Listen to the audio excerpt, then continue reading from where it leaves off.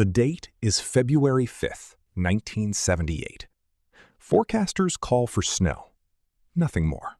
Just snow. No one imagines that within 24 hours, an entire region will grind to a complete stop, and thousands of people will find themselves fighting to survive in their own cars, on their own streets, in a storm no one saw coming. This is the story of the blizzard of 1978. It began quietly. Flurries drifted down over New England on a Sunday afternoon, the kind of light snow most people barely notice. Schools stayed open.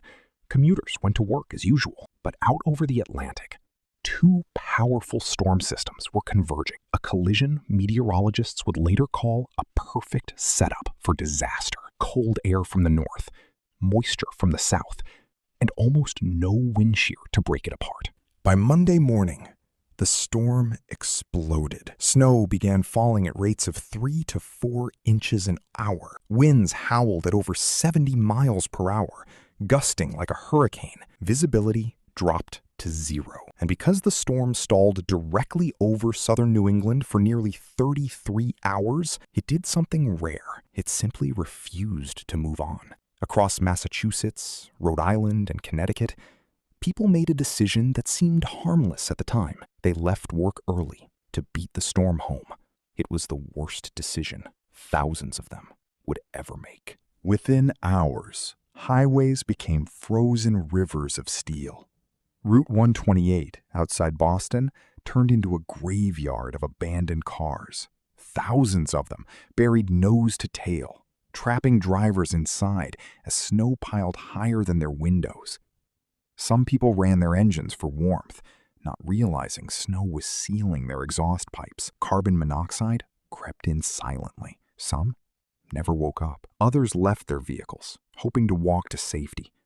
In whiteout conditions, with snow moving sideways and temperatures plunging, many lost all sense of direction, wandering just yards from safety they could not see. Along the coast, the danger multiplied. This storm arrived during a full moon, which meant abnormally high tides. Powerful waves smashed into coastal towns, tearing homes right off their foundations. In Massachusetts alone, entire neighborhoods along the shoreline were swallowed by the sea. Families who had lived in these homes for generations watched the ocean take everything in a matter of hours. By the time the snow finally stopped, some areas had received over 4 feet. Drifts reached 10, even 20 feet high, swallowing cars completely, burying front doors, erasing streets entirely from view. And still, the true crisis was only beginning. With roads impassable, the region shut down entirely. Grocery stores emptied. Hospitals struggled to reach patients.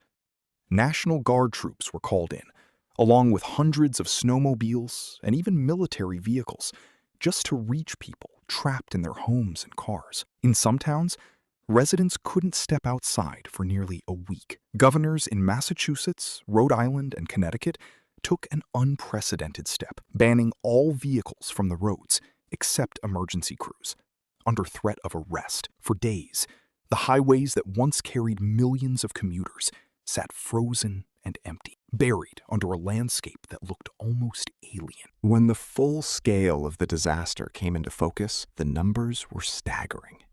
More than 100 people had died. Thousands more were injured. Over 10,000 vehicles lay abandoned across the region. Damages reached into the hundreds of millions of dollars, a fortune by 1970 standards. But amid the devastation, something else emerged. Strangers pulled strangers from snowbanks.